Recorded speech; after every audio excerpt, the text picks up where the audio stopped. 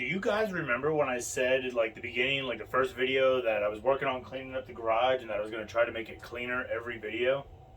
Guess that didn't happen. Alright, so we're back. As you can see, I don't know what it looks like any different from the last video. It's been like 2 weeks since that video was just released this Monday of between filming. And I've been just kind of getting some little odds and ends together. I mounted the starter relay down on the starter to eliminate the wire going through there. I saw somebody else do that. I'll bring you in for that. This looks terrible, so just don't look at this. But look at this. It gets worse.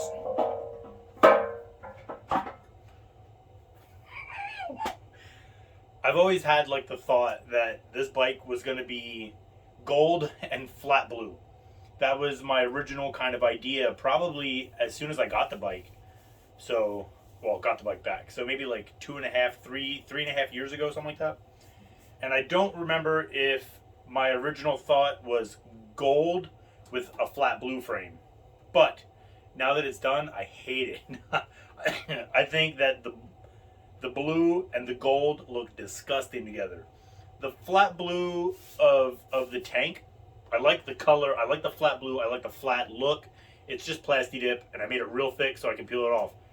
This, because I am, putting myself on this, like, just put it back together kind of time frame, I didn't even clean up the fender like I want. So it just looks so bad. The welds, when it was just black, you couldn't really see like how bad it looked. But now that it has color on it and it's brighter, it looks disgusting. So I'm going to bring you over here to where it looks even messier on this side of the bench. And I'm going to show you some things that I've been working on for the battery box. Okay, so this is the battery box, and this is, originally I had a bolt welded on here, and I had, this. Can you see that? That is the starter relay, and, this is the original bracket that used to be on the back side of this itself. I took it off, I bent it, I cut the end off, and I just bolted it back onto the original positive lead that I used to have a positive wire that would run all the way up to this. So now everything's mounted on here. I saw somebody else do it, so I'm not kind of owning this one. I am a little skeptical as to if that's going to be a good idea. The bike is light enough that I can kind of push start it if I got to, but with a foot clutch it's not the easiest. So down here on this I have these two wires, and I'm going to mount that right there, and then my wires can all run up the center tube here, and that should be pretty good. So what I used for this, I drilled a 5/16 hole, and these are 1/4-20 thread. Could you see that? These are 1/4-20 thread carriage bolts. So in here is the square. So I drilled, it's either 1/4 or 5/16. That's not real helpful for you right now. And then I used a 10mm 1/4-inch socket. And these used to be a lot longer. I put it on here. I had the bolt. It was like 1.5 inches. And then I used a washer and a nut, and I just cranked it on to pull it in. You could also use like a vise and, this kind of setup to pinch it in there. But to get that one down inside here, that one would be kind of tough. I guess you could do it with a vise. You'd have to do that one first, and then you could do this one. So I just pressed them in, well, with the thing. And then I cut them off so they were shorter. So now I can put this. And I can put well, I guess I'm not going to put a washer. Maybe I cut these a little too short. But then I can screw that on. That'll be done. I also had to cut this off. This is where I used to have my key mounted, but since I moved this forward, this used to mount kind of backward. Well, now I had to cut and weld on the freshly painted frame, not that I care. And then I am going to mount this like this. I'll make a little spacer. I don't quite remember how I had this figured out.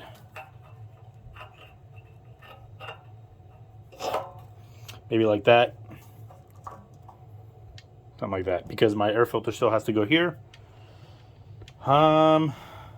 Yep, I guess that's all about where I got with this.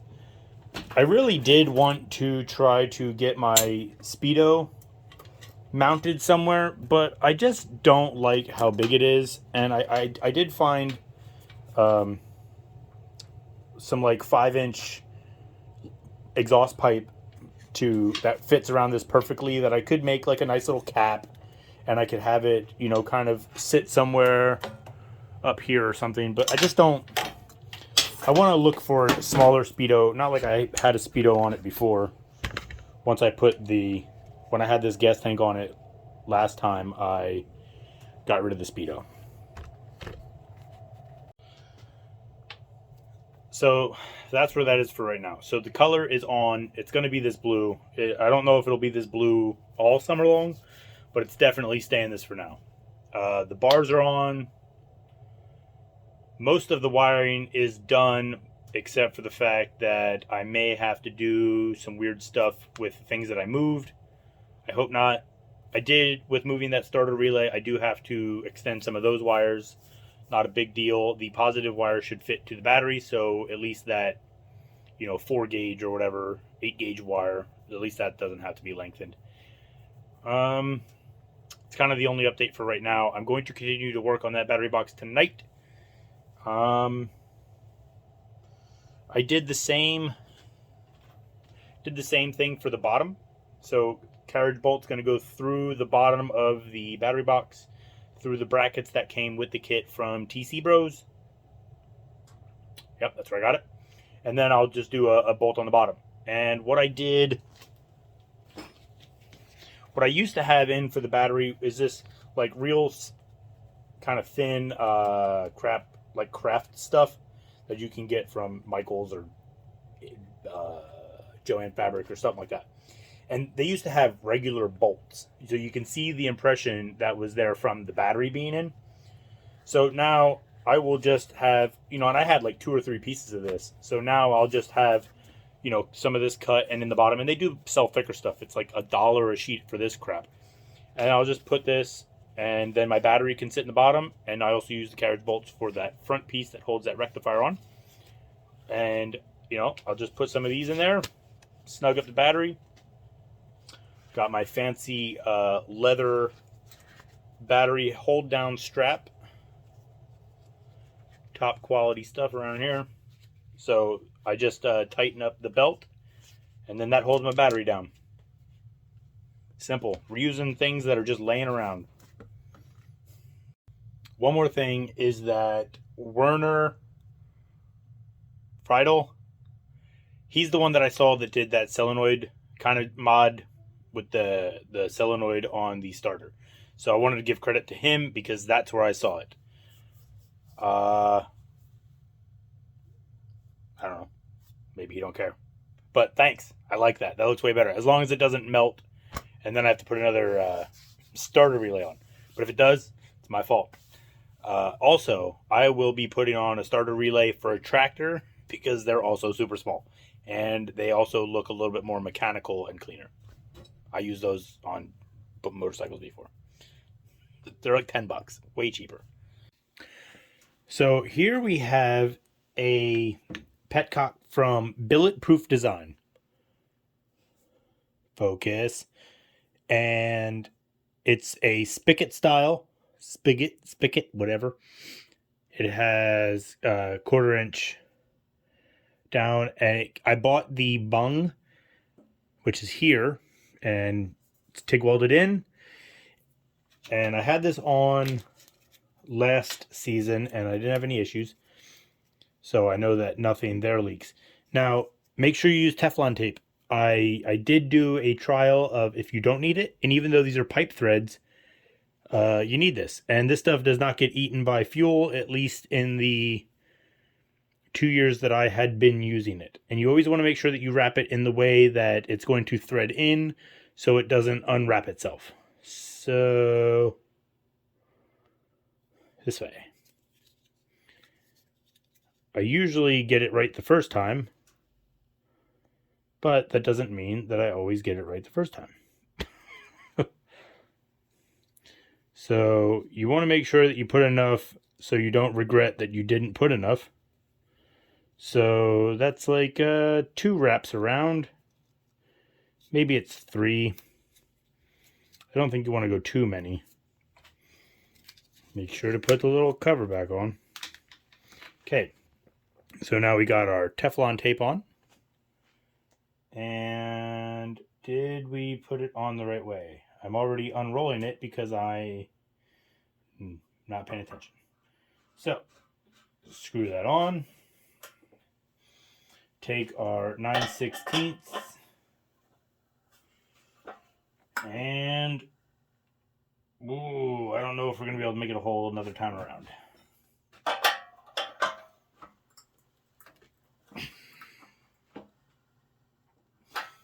Well, we're gonna.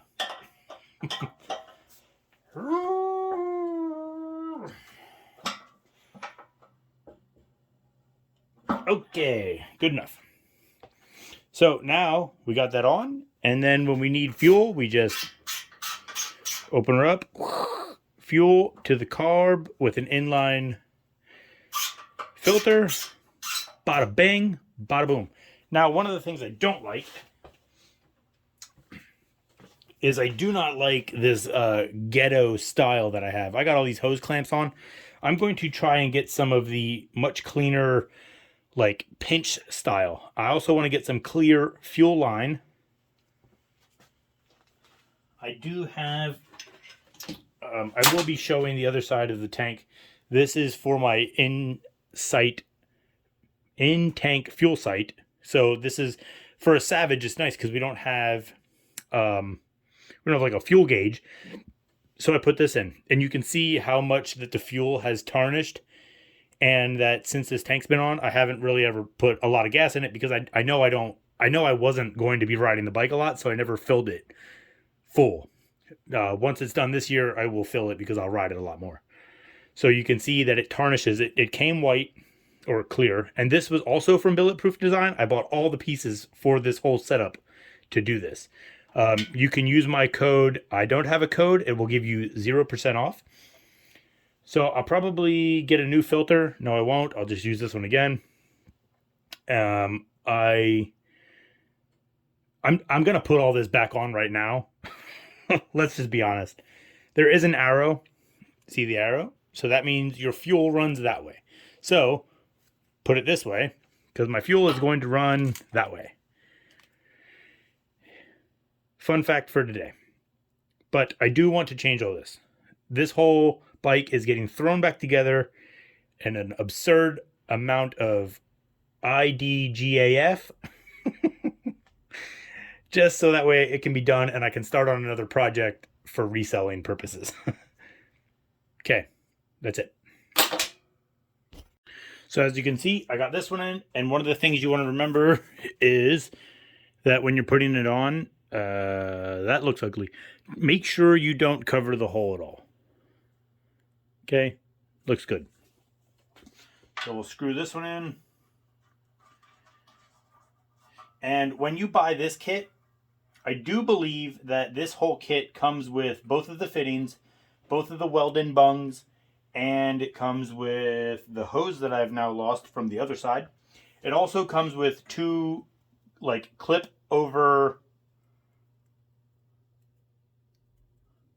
holders. I don't know what they're called. So on this bottom one, really should bolt this down. But I won't. These are a 7/16. Hopefully I can go all the way around one more time. When I had this one on before, it did leak. And when I had the vinyl wrap on, it kind of ate the vinyl wrap, but that was fine. I didn't really care because I knew it was coming back off. Where are my hose at? Funny. It's gone. I found it. So this goes on here. Oh boy. Too far. Now I hope it don't leak. Oh my goodness. Can always get new fuel line too.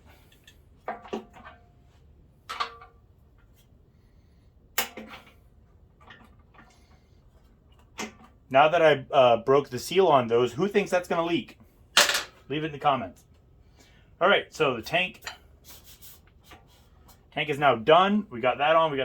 We can crank that down. So let's get the battery box is now dry. So we can mount our leather battery strap.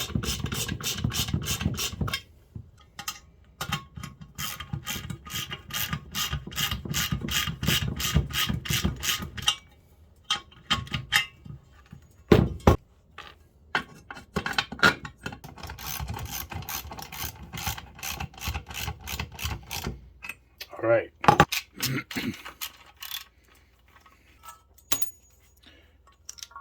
Ta-da. Alexa, pause. Now we can install our nylock nuts and our cut down bolts because I didn't buy the right sized ones. Not a big deal. Add 17 cents a piece. No big deal. All right, going freehand. Okay, so as you can see, all those are in there. They're as flush as they can be. All the threads are hitting the lock nut, even though they are a bit short. Not like anyone cut them down or anything. So that'll be good. Now we can put a battery in there. My battery for my bike, being that my bike is a 95 or 97. Probably should know that.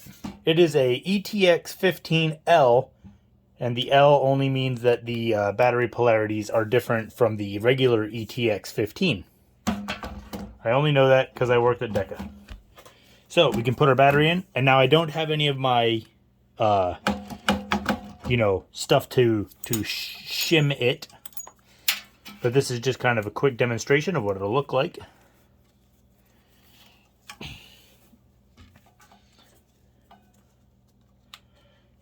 I love using this leather battery strap.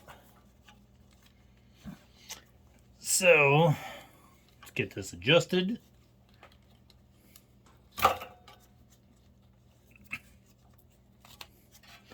So we can get it a little bit tighter. It's usually a little bit of a project. And then, here we got a battery in. And our positive wire, oh yeah, way long yet. Maybe I could still run it this way. We're getting close, getting close.